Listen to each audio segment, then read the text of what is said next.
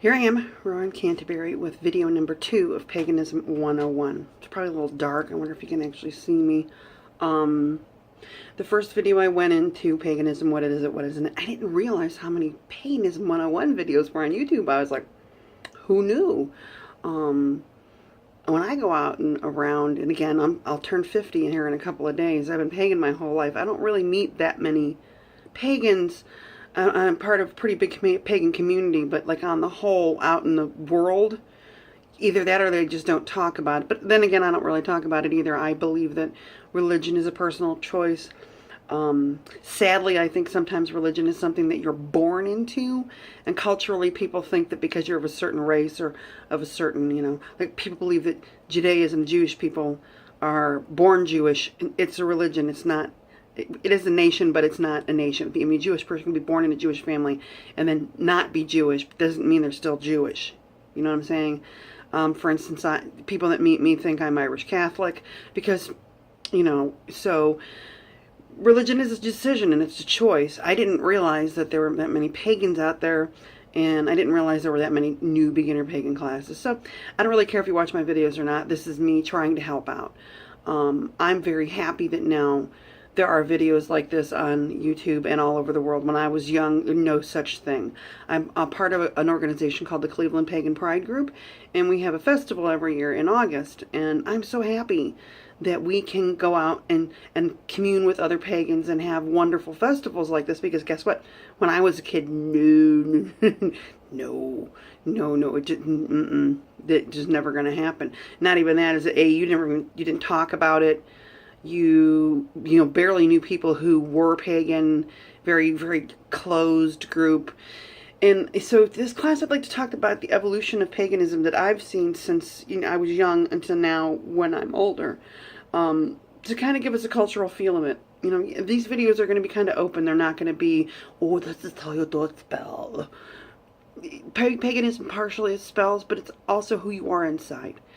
Choosing a religion and choosing a spirituality is very much who you are inside. To make it work, you gotta kind of align it with what you really believe. You can't just say, I'm this because it's popular, or I'm this because it's a family I was born in, it's how I was raised.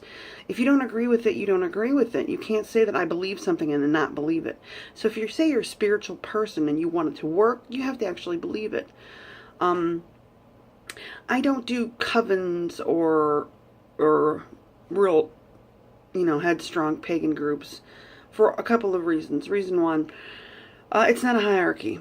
If I wanted to be Christian, I would be Christian. If I wanted to follow another human being who's reading out of a book, I would be Christian, or I would be part of one of the book faiths. But I don't believe that any one human being has the right. I follow wisdom.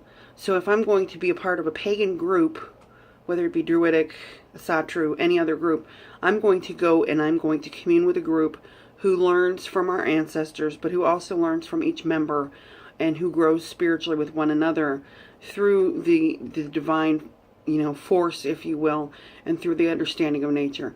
Not some group who's got some high priestess who has a stick up her ass, who was unpopular in high school, and thinks now she's super cool because she wears black, and she wants to be this pagan princess witch. That's not what it is. So that's why I have a hard time with a lot of pagan groups. You get old and long in the tooth, you're like, I'm done playing these games. It's not who I am. It's not how my experience has lived and brought all these years through paganism. I've learned from a lot of wonderful groups. I've learned from a lot of wonderful people. I've read a lot of really good books, but being very straightforward in how my beliefs are. There's no such thing as a person who leads a pagan group who she considered a high priestess or, in charge, ultimately, and the only person that's allowed to run ritual, the only person that's allowed to teach, the boss. It's not the way it goes. In paganism, wisdom is key. We follow the wise. Thus the word witch, wicta, the wise. Learning to be a wise person, learning to understand that the world doesn't revolve around just you or just humans, that the world revolves around millions of different factors, and your job is to be a wise person, be kind, to be understanding. heal things, correct things. How do we go about that? How do we learn to heal ourselves? How do we learn to educate ourselves? How do we learn to become productive members of society? And doing this all without God. The Christian, the who's the boss? I'm the dad, you're the kid, and then suddenly there's daddy's favorite, who's the priest or the bishop or the priestress, and they're telling you what to do through me. Bullshit. Bullshit. All of nature speaks through the voice of the divine. So again, I follow wisdom. I'm not saying I can't follow someone or learn from someone, because I've learned from some incredibly wonderful people. Anne Moore is one of my favorite authors. She wrote a book called The Origins of Modern Paganism. It's one of my favorite books. Gusta Zegra wrote a book called The Christians and the Pagans, another one of my favorite books. There's a lot of wonderful pagan minds out there that have a lot of logical, really historical, interesting facts. But I do not believe one person's going to tell me that they're my high priestess or my high priest, and I have to perform ritual sky. No, I don't have a boss. I'm a pagan. I do not have a boss. I have people that I commune with. I learn from children. I learn from animals. I learn from myself. I learn from everybody. So follow wisdom. That's the first thing. When you're branching out into this new paganism thing, or if you've been a pagan for a long time, my advice is to learn from yourself and learn from everything around you. Grow. Don't nail yourself into one discipline and say that's the only thing I can learn, because somebody that seemed more charismatic than you, which is a kicker, and seemed like they had their shit together, told you to do this, and you just went, ooh, I want to be part of this. Weak people are often guided by stronger people. I'm a very strong person. I have a lot of charisma, and I tend to be very good socially. I don't ever want to become a leader of a group. Because I would love to be part of a group. I love to help people. But I don't ever think that I want to be that person who everybody thinks knows everything right. I want to learn from them too. And if I'm standing above them, I'm not learning from them.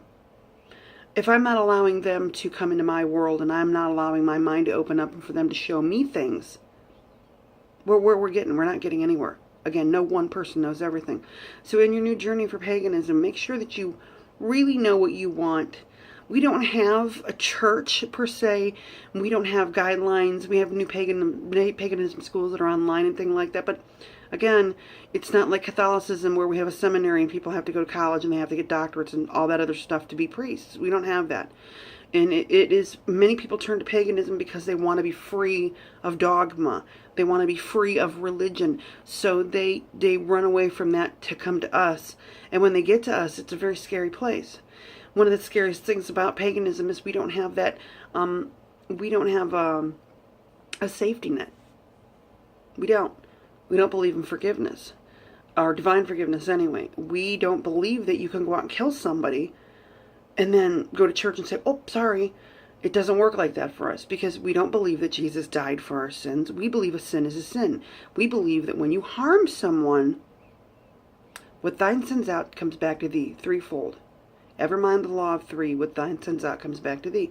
So as a pagan, if you're new, or if you say you're a long-standing pagan, those little words guide a huge portion of your spiritual and religious beliefs. A lot of people get into paganism because they think it's powerful, and they think they can become somebody they weren't before.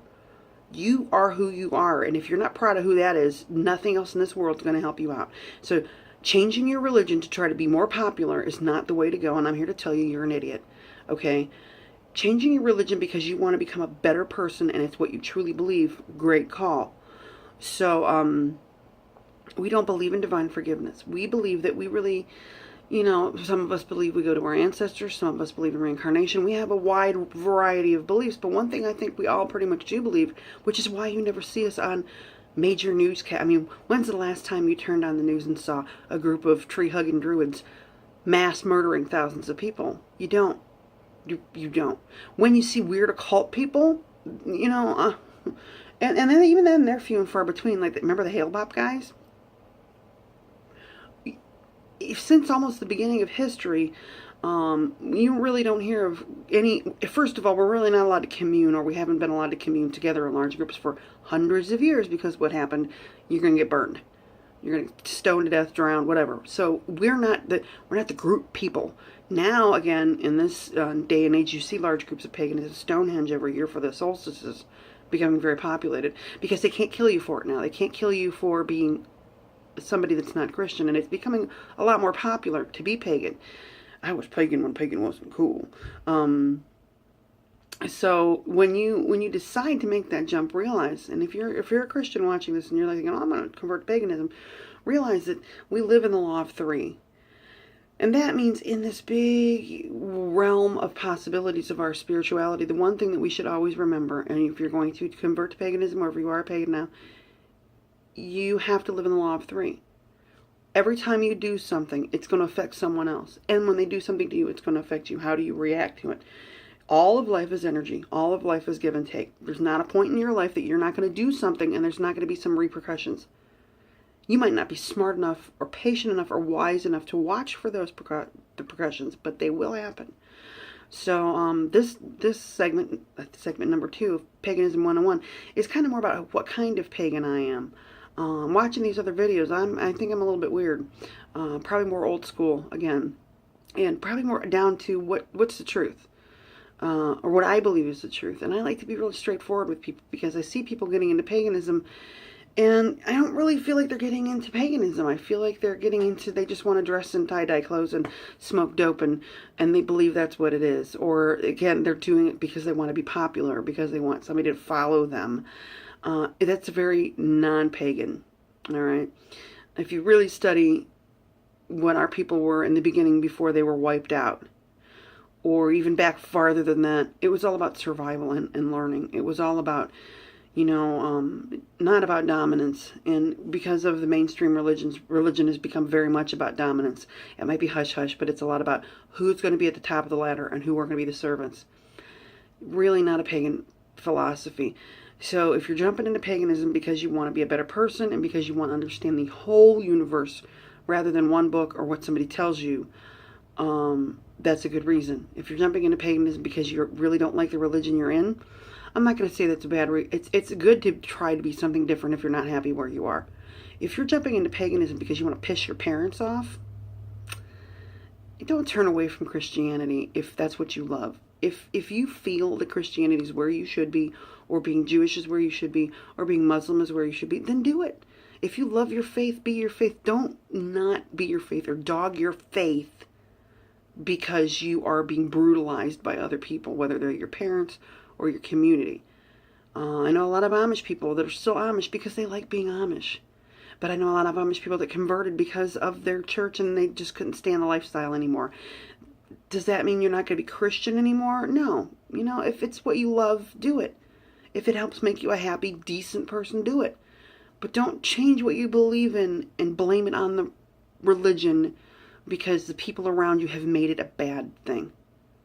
All right? Like, again, I said, I don't believe that all Christians are bad. I don't believe all Jews are bad. Actually, I really love Jewish people. They're not. And a lot of these religions have evolved. Catholicism has evolved greatly since the Inquisition. And a lot of the people are a lot better people. Ask yourself what you truly believe and follow that. And make that your decision. Next video, we're going to start talking about... I'm going to briefly go over the cultural stuff like the holidays and things like that. Because if this is Paganism 101, you want to learn about those things. I would really like to focus, though, on the self. And the evolution of becoming someone who's a pagan person and who lets go of the dogma of mainstream religions, and how we converge ourselves with nature, and how we become patient, and how we start to tear apart things in ourselves, break down our walls, understand who we are and how we're connected to everything around us. And then we start to understand how we react and how things react to us. And we start learning about not only the circle of life and not only the circle of the universe, but the circle inside ourselves, the generation and the regeneration of who we are, how our souls grow, and how they bleed out almost like into a tree, to the roots of a tree, to the leaves of a tree, and to the rest of the universe around them. So this is Mama Ro. Wish me happy birthday. I'm 50, and I love you all. What is Sister Pooh from the Church of Meat? I love her, and I love y'all. Ain't nothing you can do about it. See you guys later.